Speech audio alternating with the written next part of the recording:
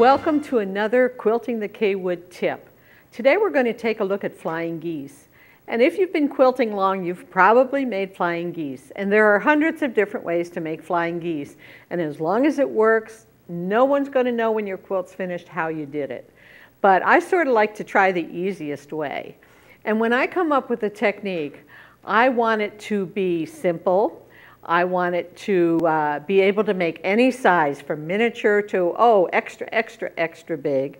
And I don't want to waste any fabric, and I don't want to have to think through the process.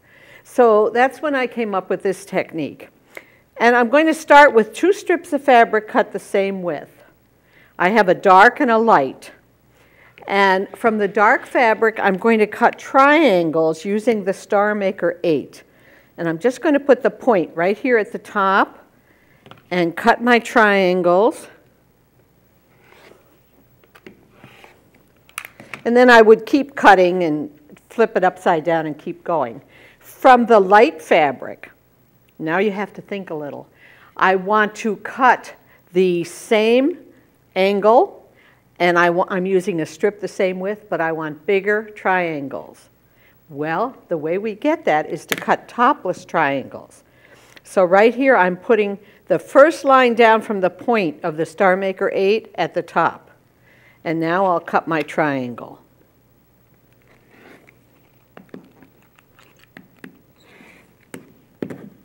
Oops, we'll just finish cutting that.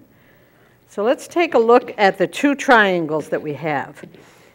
You can see the topless one.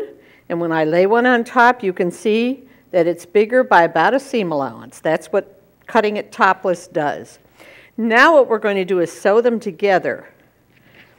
And here I've just alternated the light one and the dark one. Let's take a look right here.